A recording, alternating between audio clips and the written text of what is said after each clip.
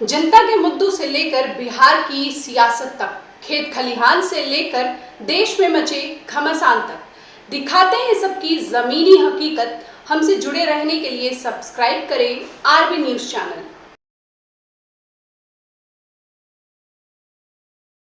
नमस्कार, आप देख रहे हैं आरबी न्यूज़ चैनल। मैं हूं आपके साथ सोनू कुमार। इस वक्त हम लोग रोहतास जिला के विक्रमगंज अनुमंडल के तुर्ती में मौजूद हो चुके हैं। जैसा कि आपको बता दें कि ये तुर्ती का ठाकुरबाड़ी का ये मंदिर है। हम कैमरामैन चाहेंगे वो कृपया वो मंदिर को दिखाइए। ये ठाकुरबाड़ी का मंदिर है। यहाँ पे जो लोग बैठे हुए हैं, यहाँ पे काफ़ी श्रद्धालु बैठ चुके हैं और यहाँ पे इस साइड में जेंट्स बैठे हुए हैं और इस साइड में लेडीज़ बैठी हुई हैं। हालांकि जानकारी के अनुसार बताया जा रहा है कि ये सप्त दिवसीय श्रीमद् भागवत कथा का आयोजन किया गया और भागवत कथा का सप्त दिवसीय में आज तीसरा दिन मनाया जा रहा है और 1 तारीख को इसका भव्य भंडारा के साथ इसको समापन किया जाएगा। और हमारे देख सकते हैं एक के यहाँ पे व्यास पीठ पर, व्यास गद्दी पर बैठे हुए हैं जो विनोद व्यास जी महाराज बैठे हुए हैं। इनसे हम कुछ बात करेंगे और जानने का प्रयास करेंगे श्रीमद् भागवत कथा कब से कब शुरू है और किस तिथि को खत्म होगा और इसका भंडारों को लेकर वो उन्होंने क्या कहना चाहते हैं। इस व्यासपीठ से आरबी न्यूज चैनल को मैं स्वागत करता हूं। मेरी तरफ से अभिनंदन है कि आप सब यह है मेरे धार्मिक कार्यक्रम यानी भगवान के जन्म उत्सव में आप लोग भाग लेकर के हमारे इस कार्यक्रम को जन जन तक फैलाने के लिए यहाँ उपस्थित हुए हैं। इसलिए आपको मैं धन्यवाद भी देता हूँ। महाराज, यहाँ पे जो ये कार्यक्रम चल रहा है कब से और कितने दिनों तक चलेगा? यह कार्यक्रम जो है 26 तारीख से चल रहा है और 1 तारीख तक चलेगा। 7 दिवसीय श्रीमद् भागवत कथा है और भगवान के उस दिन छठिहार मनाया जाता है और ठाकुर जी को नगर भ्रमण कराया जाता है। उस दिन भंडारा होता है, प्रसाद वितरण होता है। सभी हमारे दूर दराज से संत महात्मा और अतिथिगण आते हैं, प्रसाद पाते हैं, कथा श्रवण करते हैं और भगवान का दर्शन करते हैं। कथा का कितना दिवसीय मनाया जा रहा है? 7 दिवसीय कथा है। ये कितना दिन से आप पूछे? यह कथा 2015 है, 14-15 से चल रहा है। 2014-15 से। जैसे कि आप सुने कि 2014 और 15 से ये कथा चलती है, कब तक आजीवन तक चलाइएगा या? ये तो मैं नहीं जानता। ये जब तक परमात्मा की कृपा, जब तक भगवान चाहेंगे, क्योंकि मनुष्य कुछ कर नहीं सकता है। जब तक उनका कृपा होगा, जब तक वो मुझसे कथा सुनवाना चाहेंगे, कहवाना चाहेंगे, तभी तक मैं कर सकता हूँ। मेरा कोई बस नहीं। आदमी कहता है कि मैं ये कर रहा हूँ, मैं ये कर लूंगा, मैं ये करता हूँ, कुछ नहीं। आदमी कुछ नहीं करते, क्योंकि करता न कर सके गुरु चाहे सो होए।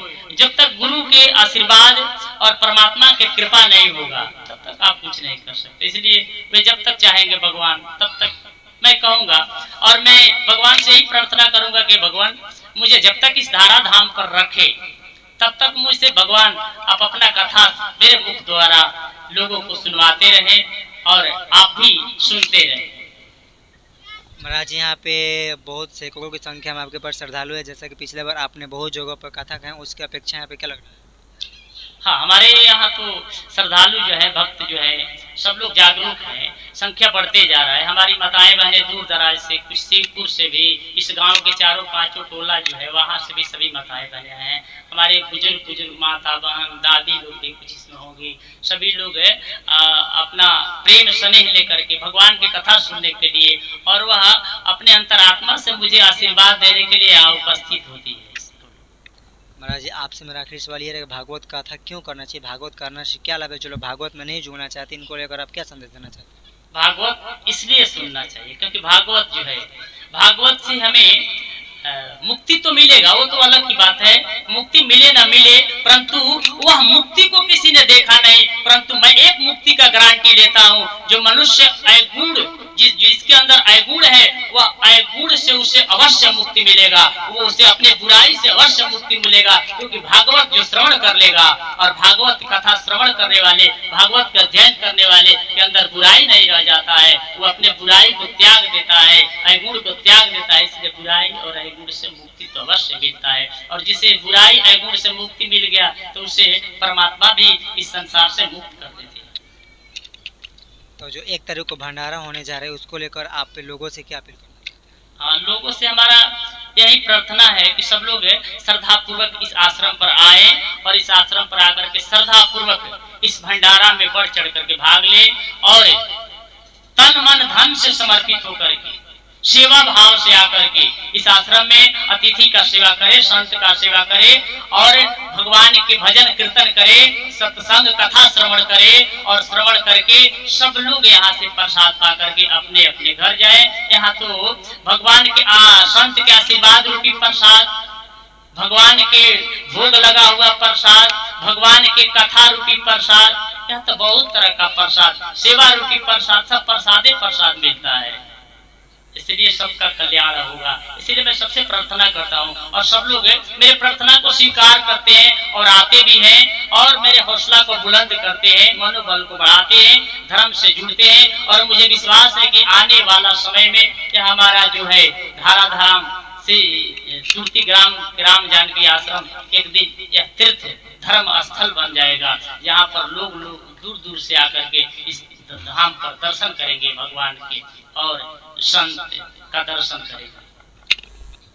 बाबा, आपसे मेरा आखिरी सवाल ये है कि जो भगवान श्री कृष्ण का भी कुछ दिन पहले जन्मोत्सव मनाया गया है, जन्माष्टमी मनाया गया, उसको लेकर यहाँ पे जो कार्यक्रम रखा गया, भगवान श्री कृष्ण का जन्मोत्सव जन्म हुआ किस प्रकार से हुआ, इस पर थोड़ा सा प्रकाश डालिए। भगवान श्री कृष्ण का जन्म वैसे परिस्थिति में हुआ जब इस धारा धाम पर द्वापर युग में अत्याचार, अनाचार, अधर्म बढ़ने लगा,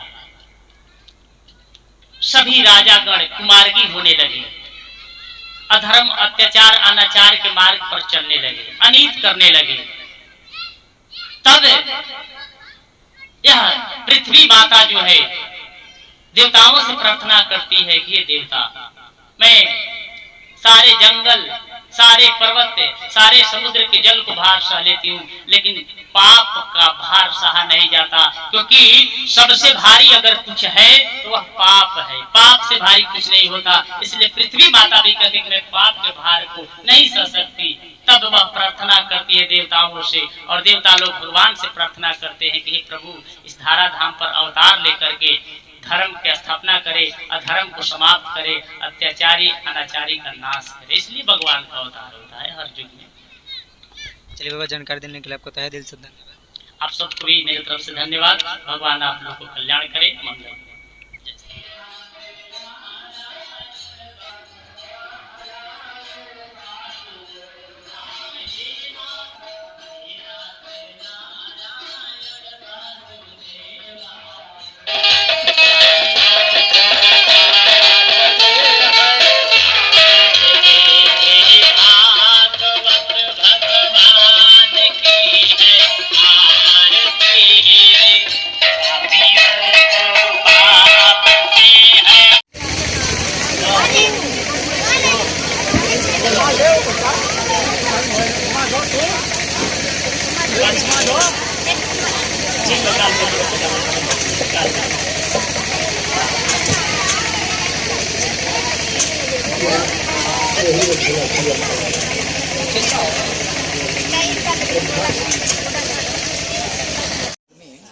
और आदमी हो जाते सब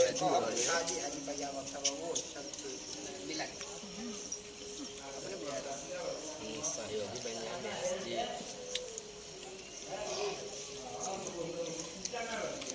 त्याग बढ़ गया। फोटो खिंचाने में बहुत